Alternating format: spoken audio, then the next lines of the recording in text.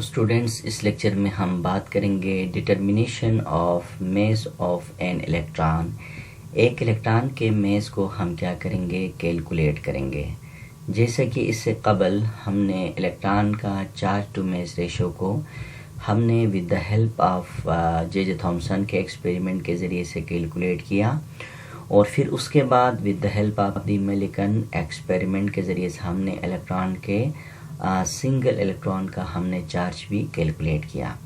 अब हम क्या करेंगे कि इन दोनों वैल्यूज़ की मदद से विदाउट एनी एक्सपेरिमेंट, किसी भी एक्सपेरिमेंट के बगैर किसी एक्सपेरिमेंट से हम क्या करेंगे, सिंपली कैलकुलेशन के ज़रिए से हम इलेक्ट्रॉन के मेस को हम आसानी से कैलकुलेट कर सकते हैं।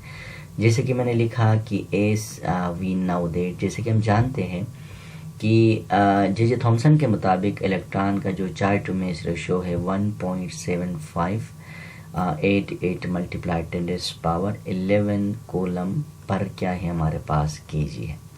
इसका माना क्या हुआ, अगर हम एक केजी इलेक्ट्रॉन ले लें तो इसका चार्ज क्या होगा, 1.7588 मल्टीप्लाइड 10⁻11 क्या है 11 कूलम।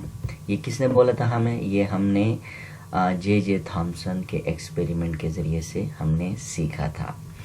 अच्छा, वी आल्सो नो दैट, हम ये भी जानते हैं कि जैसे कि एक इलेक्ट्रॉन का जो सिंगल चार्ज है मिलिकन के मुताबिक कितना है 1.6022 मल्टीप्लाई 10⁻⁻19 क्या है कूलम है। ये हमें मिलिकन ने बेकायदा एक्सपेरिमेंट के ज़रिए से हमने मिलिकन के एक्सपेरिमेंट के ज़रिए से अंडरस्टैंड किया था और इसको कैलकुलेट किया था। अब हम सिंपल इस तरह कर लेते हैं कि यहाँ पर charge to mass ratio is equal to charge to mass ratio. अब यहाँ पर हम क्या करेंगे, चार्ज टू मेस रेशो के अंदर हमारे पास जो चार्ज है 1.6022 multiply 10⁻⁻19 coulomb according to Millikan का जो चार्ज को हमने इधर पुट किया, और एम को हम इसी तरह ही रख लेते हैं। और फिर चार्ज टू मेस रेशो है जो कि अकॉर्डिंग टू जे थॉमसन के मुताबिक 1.7588 मल्टीप्लाई 10⁻11 कूलम क्या है पर केजी। तो हमने अगर यहाँ कुछ भी नहीं तो इसके नीचे क्या है 1। अब हम क्या करते हैं, इन दोनों को हम क्रॉस मल्टीप्लाई कर लेते।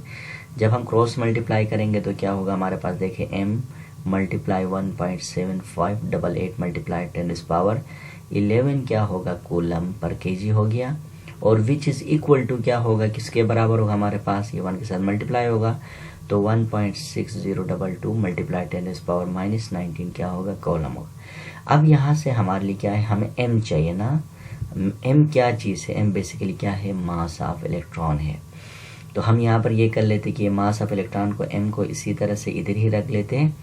तो ये जो हमारे पास ये वैल्यू है ये जाकर राइट हैंड साइड पे जाकर डिनोमिनेटर में चले जाएगी, और यहाँ से m बराबर होगा 1.6022 मल्टीप्लाई 10⁻⁻19 कॉलम डिवाइडेड बाई क्या होगा 1.7588 मल्टीप्लाई 1011 कॉलम क्या होगा पर केजी होगा।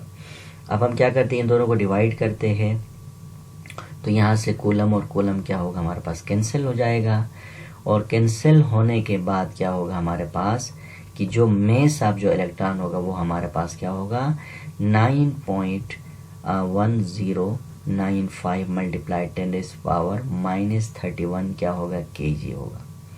तो अब हमें ये बात पता चला कि मेस ऑफ इलेक्ट्रॉन हमारे पास with the help of the calculation, हमने कैलकुलेशन के ज़रिए से इलेक्ट्रॉन के मेस को हमने कैलकुलेट किया।